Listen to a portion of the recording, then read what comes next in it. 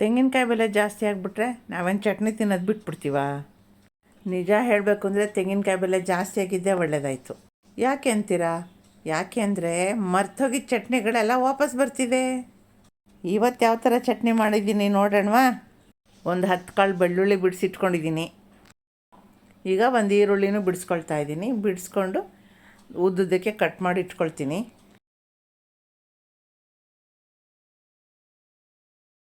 ಚಿಕ್ಕದೊಂದು mixie jar ಇಟ್ಕೊಂಡಿದ್ದೀನಿ. ಇದಕ್ಕೆ ಒಂದು 3 ಬ್ಯಾಡಗಿ ಮೆಣಸಿನ್ಕಾಯಿ ಇಟ್ಕೊಂಡಿದ್ದೀನಿ. ಈರುಳ್ಳಿ ಒಂದೇ ಒಂದಲ್ವಾ, ಅದಕ್ಕೆ 3 ಬ್ಯಾಡಗಿ ಮೆಣಸಿನ್ಕಾಯಿ, 2 ಕೆಂಪು ಮೆಣಸಿನ್ಕಾಯಿ ಇಟ್ಕೊಂಡಿದ್ದೀನಿ. ಮಕ್ಕಳು ಖಾರ ತಿನ್ನಲ್ಲ, ಏನೂ ತಿನ್ನಲ್ಲ, ಅದು ಬೇಡ ಇದು ಬೇಡ ಅಂತಾರೆ ಅಂತ ಹೇಳ್ಬಿಟ್ಟು ನಾನಿಲ್ಲಿ ದೋಸೆ ಹಿಟ್ಟಿಗೆ ಅಕ್ಕಿ, ಉದ್ದಿನಬೇಳೆ, ಕಡಲೆಬೇಳೆ, ಹಾಗೆ ಒಂದು 4 ಮೆಣಸಿನ್ಕಾಯಿ, ಕೆಂಪು ಮೆಣಸಿನ್ಕಾಯಿ ಇದರೊಳಗೆ ಹಾಕಿ ರುಬ್ಬಿಟ್ಟಿದ್ದೀನಿ. ಇದರಲ್ಲಿ ಕಡಲೆಬೇಳೆ ಸ್ವಲ್ಪ ಜಾಸ್ತಿ ಹಾಕ್ಕೊಂಡಿದ್ದೀನಿ, ಸ್ವಲ್ಪ ಕೆಂಪಗೆ ಬರಲಿ ದೋಸೆ ಅಂತ. ಹಾಗೆ ಮೆಣಸಿನ್ಕಾಯಿನೂ ಹಾಕಿದ್ದೀನಲ್ವ, ಒಳ್ಳೆ ಕಲರ್ ಬರುತ್ತೆ. ಈಗ ಸ್ಟವ್ ಮೇಲೆ ಒಂದು ಬಾಣಲಿ ಇಟ್ಟಿದ್ದೀನಿ. 2 ಟೀ ಸ್ಪೂನಷ್ಟು ಎಣ್ಣೆ ಹಾಕ್ತಾಯಿದ್ದೀನಿ. ಇದು 3 ಇಂಗ್ರೀಡಿಯೆಂಟ್ ಹಾಕೋದು ಇದಕ್ಕೆ: ಮೆಣಸಿನ್ಕಾಯಿ, ಬೆಳ್ಳುಳ್ಳಿ, ಈರುಳ್ಳಿ ಅಷ್ಟೇ. ನೋಡಿ, ಬೆಳ್ಳುಳ್ಳಿನ ಫಸ್ಟ್ ಹಾಕಿದ್ದೀನಿ. ಈಗ ಈರುಳ್ಳಿ ಹಾಕ್ತಾಯಿದ್ದೀನಿ. ಈಗ ಒಣಗಿದ ಮೆಣಸಿನ್ಕಾಯಿ ಹಾಕ್ಕೊಳ್ತಾಯಿದ್ದೀನಿ. ಒಂದು 5-6 ಎಲೆ ಕರಿಬೇವಿನ ಸೊಪ್ಪು. ಇದೆಲ್ಲ ಹಾಕ್ಕೊಂಡು ಎಣ್ಣೆಯಲ್ಲಿ ಚೆನ್ನಾಗಿ ಹುರಿಬೇಕು. ಈರುಳ್ಳಿ ಎಲ್ಲ ಚೆನ್ನಾಗಿ ಮೆತ್ತಗಾಗಬೇಕು, ಬಣ್ಣ ಬದಲಾಗಬೇಕು, ಹಾಗೆ ಬೆಳ್ಳುಳ್ಳಿ ವಾಸನೆನೂ ಹೋಗಬೇಕು. ಈ ಥರ ಸಿಮ್ ಮಾಡ್ಕೊಂಡು ಅವಾಗ ಈ ಥರ ಚೆನ್ನಾಗಿ ಬಿಟ್ಟು ಹುರ್ಕೋಬೇಕು. ಈಗ ಇದೆಲ್ಲ ಹುರಿದಿದ್ದಾಗಿದೆ. ಇದೇನು ತಣ್ಣಗಾಗಬೇಕಂತ ಕಾಯೋ ಅವಶ್ಯಕತೆ ಇಲ್ಲ, ಹಾಗೇ ಡೈರೆಕ್ಟಾಗಿ ಮಿಕ್ಸಿಗೆ ಹಾಕೊಂಬಿಡೋಣ. ಈಗ 1 ಸ್ಪೂನಷ್ಟು ಉಪ್ಪು ಹಾಕ್ಕೊಳ್ತಾ ಇದ್ದೀನಿ. ನಿಮಗೆ ಹುಣಸೆಹಣ್ಣು ಇದ್ದರೆ ಹುಣಸೆಹಣ್ಣೆ ಹಾಕ್ಕೊಳ್ಳಿ, ಅಥವಾ ನಾನಿಲ್ಲಿ ಹುಣಸೆಹಣ್ಣಿನ ಪ್ಯೂರಿ ಇಟ್ಕೊಂಡಿದ್ದೀನಿ. ಅದಕ್ಕೆ ಒಂದು 1/4 ಚಮಚದಷ್ಟು ಹುಣಸೆಹಣ್ಣಿನ ಪ್ಯೂರಿ ಹಾಕ್ಕೊಳ್ತಾ ಇದ್ದೀನಿ. ನಿಮಗೆ ಗೊಜ್ಜಿದ್ರೆ ಗೊಜ್ಜು ಹಾಕ್ಕೋಬೋದು, ಹೇಗೋ ನಿಮ್ಮ ಅನುಕೂಲಕ್ಕೆ ತಕ್ಕಂತೆ ಹುಣಸೆಹಣ್ಣಿನ ಗೊಜ್ಜು ಹಾಕ್ಕೊಳ್ಳಿ. ಸ್ವಲ್ಪ ಬೆಲ್ಲ ಹಾಕ್ಕೊಳ್ತಾ ಇದ್ದೀನಿ. ಒಂದು 2 ಸ್ಪೂನಷ್ಟು ನೀರು ಹಾಕ್ಕೊಳ್ತಾ ಇದ್ದೀನಿ. ಈಗ ಇದನ್ನು ಗ್ರೈಂಡ್ ಮಾಡ್ಕೊಂಬರ್ತೀನಿ. ನಿಮಗೆ ನೈಸಾಗಿ ಬೇಕಾದರೆ ನೈಸಾಗಿ ಮಾಡ್ಕೊಳ್ಳಿ, ಅಥವಾ ಕೋರ್ಸಾಗಿ ಮಾಡಿಕೊಂಡ್ರೂ ಪರವಾಗಿಲ್ಲ. ನಾನು 2 ಅಲ್ಲ, ಅದು ತುಂಬ ಕೋರ್ಸಲ್ಲ, ತುಂಬ ನೈಸ್ಗೂ ಅಲ್ಲ, ಆ ಥರ ರುಬ್ಕೊಂಡು ಬರ್ತೀನಿ. ಇದೀಗ ಗ್ರೈಂಡ್ ಮಾಡ್ಕೊಂಡು ಬಂದಿದ್ದೀನಿ.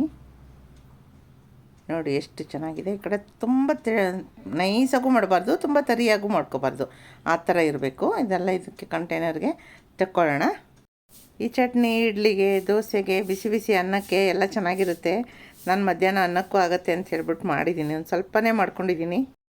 ಜಾರಲ್ಲಿ ಸ್ವಲ್ಪನೇ ನೀರು, ಅದಕ್ಕಷ್ಟೊಂದು 2 ಸ್ಪೂನಷ್ಟು ನೀರು ಹಾಕಿದ್ರೆ ಸಾಕು. ಅದನ್ನು ಚೆನ್ನಾಗಿ ಜಾರ್ ತೊಳ್ಕೊಂಡಿದ್ದು ನೀರನ್ನ ಸ್ವಲ್ಪ ಹಾಕ್ಕೊಳ್ಳಿ. ನೀವು ಇದನ್ನು ನೀರಾಗಿ ಮಾಡಿಕೊಂಡ್ರೂ ಚೆನ್ನಾಗಿರುತ್ತೆ, ಗಟ್ಟಿಗೆ ಮಾಡಿಕೊಂಡ್ರೂ ಚೆನ್ನಾಗಿರುತ್ತೆ. ನಿಮ್ಮ ಆಪ್ಷನ್ನು, ನಿಮ್ಗೆ ಹೇಗೆ ಬೇಕೋ ಹಾಗೆ ಮಾಡ್ಕೊಳ್ಳಿ. ನಾನು ಸ್ವಲ್ಪನೇ ನೀರು ಹಾಕಿ ಸ್ವಲ್ಪ ಗಟ್ಟಿಯಾಗೇ ಮಾಡ್ಕೊಂಡಿದ್ದೀನಿ ನಾನು ಇದನ್ನು.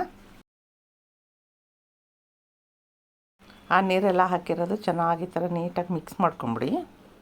ಈ ಚಟ್ನಿ ಎಷ್ಟು ಸೂಪರಾಗಿತ್ತು ಅಂದರೆ, ಇನ್ನೂ ಮಾಡು ಮಮ್ಮಿ, ಈ ಥರ ಚಟ್ನಿ ಇನ್ನೂ ಬೇಕು ಅಂತ ಹೇಳಿಬಿಟ್ಟು ದಂಡಿಯಾಗಿ ಮಾಡಿಟ್ಟಿದ್ದೀನಿ. ಅದ್ರದ್ದು ಮುಂದೆ ಹಾಕ್ತೀನಿ ನೋಡಿ ಕ್ಲಿಪ್ಸ್ ನಾನು, ಆದರೆ ಅದನ್ನು ವೀಡಿಯೋ ಮಾಡೋಕ್ಕೆ ಹೋಗಲಿಲ್ಲ. ಈಗ ಸ್ಟವ್ ಮೇಲೆ ಒಂದು ಚಿಕ್ಕದೊಂದು ಕಡಾಯಿ ಇಟ್ಟು ಫ್ಲೇಮು ಮೀಡಿಯಮಲ್ಲಿ ಇಟ್ಕೊಳ್ತಾ ಇದ್ದೀನಿ. ನಾನು ಕೋಲ್ಡ್ ಪ್ರೆಸ್ ಪೀನಟ್ ಆಯಿಲ್ನ ಉಪಯೋಗಿಸ್ತಾ ಇದ್ದೀನಿ. 1-1.5 ಟೀ ಸ್ಪೂನ್ ಅಷ್ಟಾದರೆ ಸಾಕು, ಜಾಸ್ತಿ ಬೇಡ. ಎಣ್ಣೆ ಕಾದಿದ ಮೇಲೆ ಅರ್ಧ ಚಮಚ ಸಾಸಿವೆ ಹಾಕ್ತಾಯಿದ್ದೀನಿ, ಅರ್ಧ ಚಮಚ ಜೀರಿಗೆ, ಸ್ವಲ್ಪ ಕರಿಬೇವಿನ ಸೊಪ್ಪು ಸಣ್ಣಗೆ ಕಟ್ ಮಾಡಿ ಹಾಕಿದ್ದೀನಿ, 2 ಒಣಗಿದ ಮೆಣಸಿನ್ಕಾಯಿನ ಮುರಿದು ಹಾಕಿದ್ದೀನಿ. ಇದನ್ನು ಚೆನ್ನಾಗಿ ಸ್ವಲ್ಪ ತಿರುಗಿಸ್ಕೊಂಡು ಅದು ಬೇಯೋವರೆಗೂ ಬೇಯಿಸ್ಕೋಬೇಕು. ಅದನ್ನು ಸ್ವಲ್ಪ ಹಿಂಗಿನ ಪುಡಿನೂ ಹಾಕೋಬೇಕು. ಆ ಒಗ್ಗರಣೆನ ಇದ್ರ ಮೇಲೆ ಹಾಕ್ಕೊಂಬರೋಣ. ಆ ದೋಸೆ ಮಾಡೋ ವಿಡಿಯೋ ಮಾಡಲಿಲ್ಲ ಫ್ರೆಂಡ್ಸ್ ನಾನು. ಅದು ಒಳ್ಳೆ ಮಸಾಲೆ ದೋಸೆ ಥರನೇ ಬಂದಿತ್ತು, ಗರಿಗರಿಯಾಗಿ ತುಂಬ ಚೆನ್ನಾಗಿತ್ತು. ಆ ದೋಸೆ ಜೊತೆಗೆ ಈ ಚಟ್ನಿ ಎಲ್ಲ ಚೆನ್ನಾಗಿ ನಾನು ನನ್ನ ಮೊಮ್ಮಕ್ಕಳೆಲ್ಲ ತಿಂದಿದ್ವಿ. ಮಕ್ಕಳು ಬಂದಾಗ ಊಟಕ್ಕೆ ದೋಸೆ ಬೇಡ ರೈಸೇ ಬೇಕು ಅಂದರು. ಆ ರೈಸ್ ಜೊತೆಗೆ ಸಾಂಬಾರು ಜೊತೆಗೆ ಈ ಚಟ್ನಿನೂ ಸ್ವಲ್ಪ ಕೊಟ್ಟಿದ್ರೆ ಎಷ್ಟು ಚೆನ್ನಾಗಿದೆ ಚಟ್ನಿ, ಇದು ಇನ್ನೂ ಬೇಕು ಅಂತ ಹೇಳಿದರು. ಸಂಜೆಗೆ ಮಾಡಿಡಿ ಅಂತ ಹೇಳಿದ್ರು. ಸೊ ತಕ್ಷಣ ಅವ್ರದ್ದು ಊಟ ಮುಗಿದ ತಕ್ಷಣ ನೋಡಿ ಮತ್ತೆ ನಾನು ಮಾಡೋಕ್ಕೆ ಶುರು ಮಾಡಿದೆ. ಇದು ಕೈಯಲ್ಲಿ ಮೊಬೈಲ್ ಇಟ್ಕೊಂಡು ಹಾಗೆ ವಿಡಿಯೋ ಮಾಡಿದ್ದೀನಿ. ಮತ್ತು ಜಾಸ್ತಿ ಈರುಳ್ಳಿ ಹಾಕಿ ಜಾಸ್ತಿ ಇದು ಹಾಕಿ ಮಾಡ್ತಾಯಿದ್ದೀನಿ. ಮಕ್ಕಳಿಗೆಲ್ರಿಗೂ ಇಷ್ಟ ಆಯಿತು ಅಂತ ಹೇಳಿಬಿಟ್ಟು.